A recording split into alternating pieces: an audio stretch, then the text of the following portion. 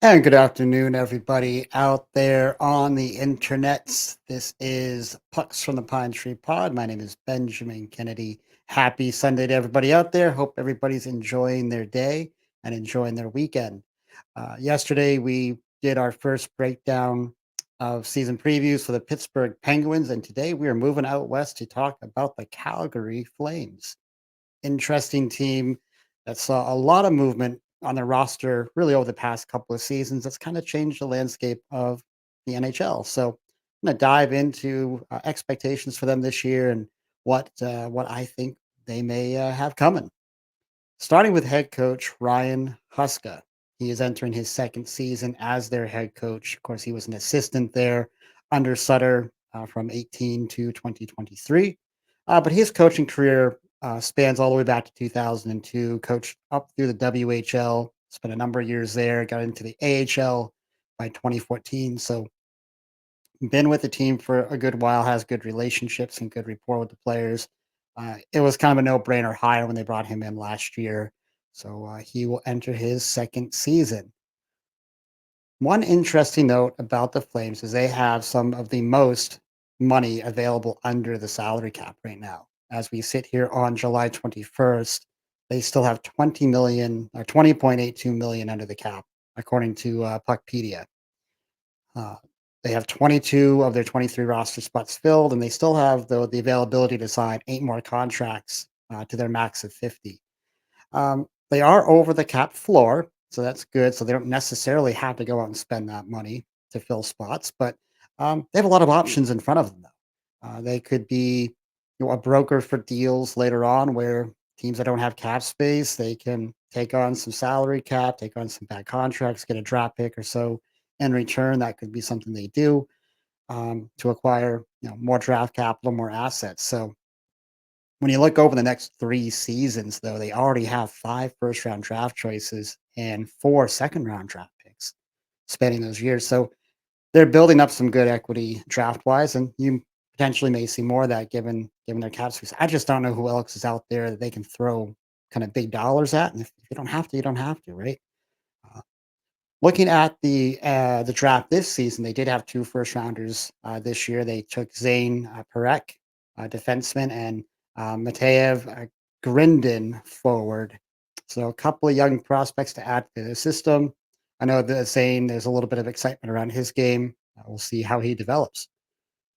Gonna dial back to last season. What happened with this group? What happened with this team? They did miss the playoffs. They were 38, 39, and 5 with 81 points and really kind of fell out of the race fairly early, finishing fifth in the Pacific, 17 points behind the last wildcard spot. So they, like I said, they were out of it fairly early, and then they just started making trades, making a couple trades there with Vancouver or Zadorov and Lindholm going out the door. The Vegas trade with Hannafin. I know that one certainly sent a lot of Bruins fans into a frenzy where Hannafin was one of those targets that Boston may have been looking at. And then, of course, the Tanev deal to Dallas. So not only did they trade a number of players, they traded a lot of good players, a lot of really solid kind of core players for their team. Clearly, just saying, "Hey, we're punting on this season, and changes are coming." Now, this is something I didn't do yesterday, and I do apologize. Talking more about team stats from last year. This is obviously a preview, so I don't want to focus too much on last year. But I should have probably yesterday spent more time talking about team stats with Pittsburgh. I'm going to do that moving forward here with these previews. But looking at some of the core numbers there for the Flames last season, their goals for were 3.09 versus the goals against of 3.26. Ended up being a minus 14 in that category of goals for, goals against. So not a great number there. Their power play was pretty pitiful, 17.86%, 26th in the league. Their PK was a little bit better at 80.82. That was good for ninth place in the league. Faceoff circle kind of struggled. They were 49.65%. That ranks them 20th. Uh, they were a good block shot team. They had 1,497, 97, no, 1,479, if I could just read my own writing there. Block shots for 8th in the league, so they were fairly good defensively on that front, and they did have 1,700, over 1,700 hits. I think they're right around 23rd in the league. So some struggles offensively. It kind of goes without saying that really hard to win games when you're being outscored on average, when you're under 50% in the faceoff circle, and you're near the bottom of the league in the power play. That's like a kind of a trifecta for having a losing season, and that's kind of what they ran into there. But looking at their core skaters, guys, you do have Nazem Kadri, played 82 games for them last year, 29 goals, 46 assists, 75 points. So solid season out of him, of course. I think that's his second year uh, from being in Colorado. Yeah, because he was with the Avalanche when they won the Cup. So that would be, let's see, do the math. I think it's been 2 years now for him in Calgary. Sharon Govich also played 82 games, had 31 goals, 28 assists, 59 points. Solid season for him. Um, Coleman, 78 games, had 30 goals, 24 assists for 54 points. And Mackenzie Weegar having just a career year for himself with 20 goals, 32 assists for 52 points, playing 82 games. Awesome year for him. Uh, Curious to see if he can repeat that next season. And then, of course, Jonathan Huberdeau, the much maligned Jonathan Huberdeau, played 81 games, 12 goals, 40 assists for 52 points, and just a monster of a contract. Kind of an albatross around the necks of Calgary right now. Um, Probably a little bit salt in the wound seeing his former team that traded him away, win the cup this year as well. So curious to see how that all transpires here next year for Huberdeau. Goaltending, obviously a big change for the team this year. They trade Markstrom over to New Jersey, opening the door for Dustin Wolf, their young, up and coming goaltender.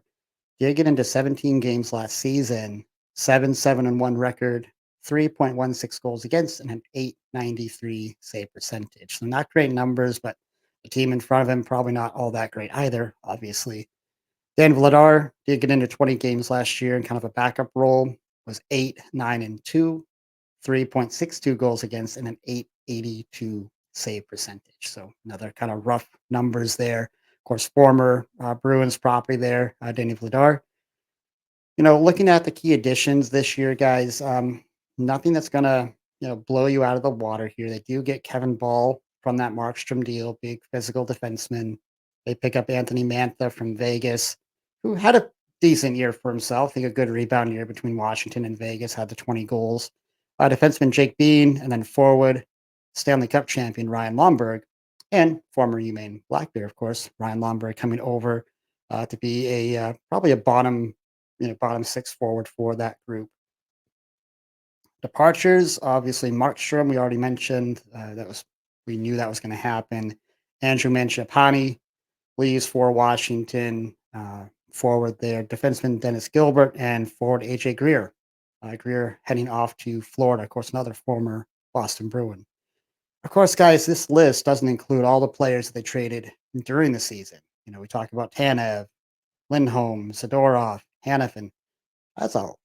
That's almost like a little bit of an all-star line that they just let walk out the door, traded away. So clearly they're in a different situation, for this season. Now, and I'm just looking at it, looking at the overall roster construction today versus last year. It's clear to see that this team is definitely in a retool type of mode. I don't know if we call it a rebuild, retool. There's still some veterans on this group, so not really sure how to label it. But you don't trade away the players that you have in the past year and expect to be better, right away. It may take 2 or 3 years for this roster to be back up and at a playoff kind of contending level. There is enough veteran talent, however, to stay competitive and not be a complete doormat for the Western Conference, however. They have Kadri, Coleman, Strankovic. I think the addition of Mantha is going to give them, some scoring punch there down their line.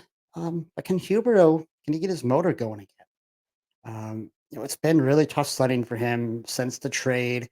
This contract, obviously, it's just not aging well. I think it's over $10 million per season. So really a tough one.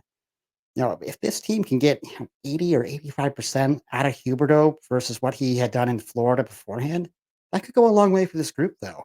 And I think it could go a long way for Huberto and just his well being. I'm sure he's wearing it and frustrated by it as well. I do like the addition, and the return, the homecoming for Lomberg. He did play in Calgary before this. Uh, Most likely going to play on the fourth line. gives them a little bit of physicality. And I'm just happy I can kind of cheer and root for an old black bear. Now that he's out of Florida, it's kind of hard to cheer for him being a Bruins fan, having him in Florida. But always good to see those former UMaine Black Bears in the league. Um, yeah, but this should be an interesting year of development for some young forwards like Connor Zary. Played 63 games last year, had 14 goals, 20 assists for 34 points, kind of their one of their budding stars. And Matt Coronado as well, who did split time between the AHL and the NHL clubs. Matt was roughly a point per game guy down with the Wranglers in the AHL last year. If he's able to translate some of that to the Flames and here in the National League, that would really be a pleasant sign, I think, for the team. Uh, defensively, they've lost some depth, with Tanev, Hanifin, Zadorov all going out the door. Uyghur and Anderson are fine, and Ball, from New Jersey will bring some physical presence back to this group. But I do question the overall depth at the position going forward into 2024-25. With the trade of Markstrom to New Jersey, like we said, it does open the door for the young Dustin Wolf. He has been the heir apparent there for a bit, and he'll get every opportunity to be the starter for this club going into this year. Vladar, of course, old friend from Boston, probably better suited as the backup, but now that he has some NHL years under his belt, he should be a fine, backup and should be able to step in good shape if Wolf does happen to struggle. Uh, for this year, I think the expectation is that you're not as strong between the pipes, obviously, when you lose Markstrom as you were prior to.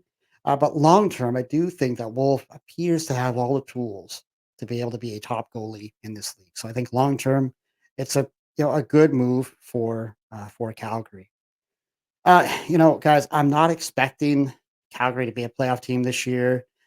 While Vegas, they took some losses on their roster, they could have some vulnerability out west. I do think the Pacific Division is holding strong with Edmonton and Vancouver. And I do kind of wonder about Seattle this year. Could they be on the rise out there in the Pacific as well? This puts Calgary in kind of a spot where I really can't see them cracking the top three in their division this year. They'll win some games, they'll have some competitiveness, but I don't think their roster is as complete as many others out in the West. I think the best shot for them would be a wild card, but when you get down there, they'll be fighting, off the legs of potentially Seattle. I think Utah is going to be sneaky this year and a lot better. Winnipeg is going to probably be in that mix, and then potentially Vegas, depending on how their season goes with all their losses. Do they end up in that wild card conversation as well? As just a lot of competition for not a lot of spots. You know, if you're a Flames fan, I would just say give this roster some time. There's tons of cap space available, and if you manage it and utilize it properly in acquiring future assets, this team could be set up very well for the future. You think about all the draft picks you already have as well.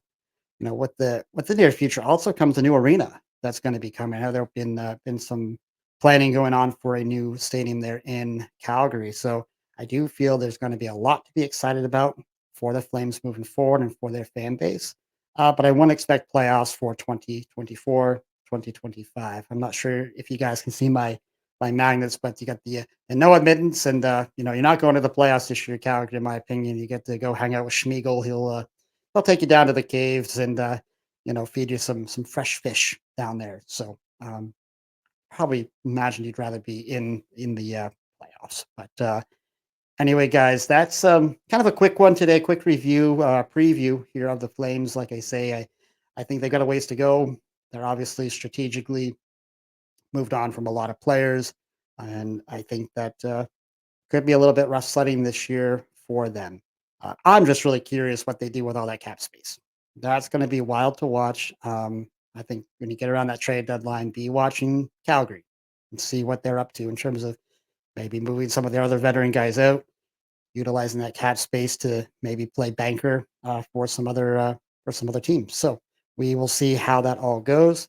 But thank you guys so much for watching. I do appreciate all the support out there. If you like what you're hearing, don't forget to hit like and subscribe. And until next time, be kind, show love, and God bless.